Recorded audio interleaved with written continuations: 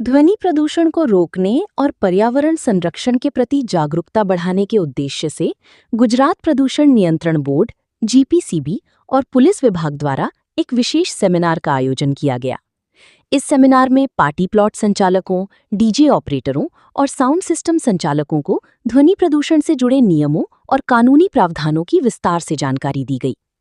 Seminar के दौरान अधिकारियों ने बताया कि अत्यधिक तेज आवाज में संगीत बजाने से न केवल आम नागरिकों को परेशानी होती है, बल्कि ये स्वास्थ्य और पर्यावरण पर भी गंभीर प्रभाव डालता है।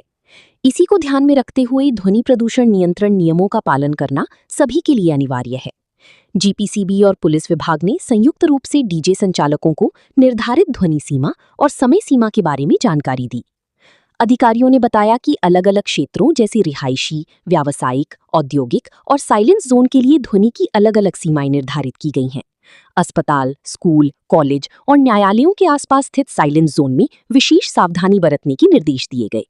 साथ ही बिना अनुमति लाउडस्पीकर और डीजे सिस्टम का उपयोग करने पर कानूनी कार्रवाई की चेतावनी भी दी गई।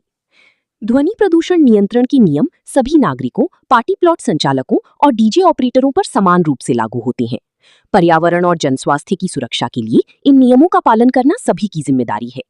यदि कोई नियमों का उल्लंघन करता है तो उसके खिलाफ नियमानुसार कार्रवाई की जाएगी। सेमिनार में ये भी बताया गया कि रात 10 बजे से सुबह 6 बजे तक डीजे और लाउडस्पीकर के उपयोग पर प्रतिबंध है तथा साउंड लिमिटर का उपयोग अनिवार्य किया गया है। अधिकारियों ने सभी संचालकों से अपील की कि वे निर्धारित ध्वनि सीमा का पालन करें और समाज में ध्वनि प्रदूषण को कम करने में सहयोग दें। जीपीसीबी और पुलिस विभाग का मानना है कि जागरूकता और नियमों के सख्त पालन से ही ध्वनि प्रदूषण पर प्रभावी नियंत्रण पाया जा सकता है।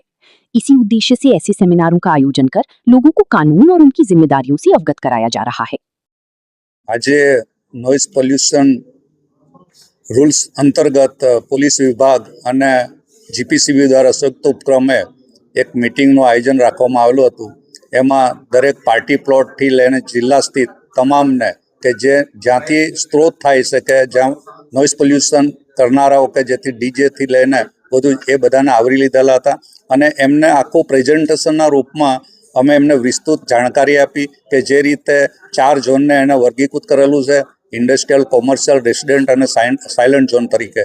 હવે એમાં કેટલા ડેસિબલ ડે ટાઈમમાં અને રાત્રિ દરમિયાન એ વિશેષ આખું સંક્ષિપ્તમાં એમને માહિતગાર કરવામાં આવ્યા છે કે જેથી કરીને એ અવાજનું દૂષણને અટકાવી શકાય અને બેટર વે આપણા જિલ્લા સ્થિત તમામ કાર્યક્રમો સુનિશ્ચિત કરવામાં આવે અને આપણો નોઇઝ પોલ્યુશનનું રૂલ્સનું આપણે અમલીકરણ કરી શકાય। એ હેતુસર આજે જિલ્લા વહીવટી દ્વારા તેમજ જિલ્લા અધિક્ષક દ્વારા 2 અધિકારીશ્રીને પણ અહીંયા નિમણૂક કરેલી હતી અને અગાઉ પણ એમને ગેમી દ્વારા નોઇઝ પોલ્યુશન એક્ટ વિશેની વિશેષ માહિતગાર કરવામાં આવ્યા હતા પોલીસ વિભાગને અને પોલીસ વિભાગને કઈ રીતે મોજણી કરવી નોઇઝની એ બાબતે પણ નિર્દેશ ગેમી અમારા બરોડા ખાતે આવેલ છે એમના દ્વારા વિસ્તૃત માહિતગાર કરેલા છે કે કઈ રીતે નોઇઝની મોજણી કરી શકાય અને વખત જ્યારે જરૂર પડશે પોલીસ વિભાગ કહેશે કે અમારા ઉપલા અધિકારી દ્વારા તો આપણે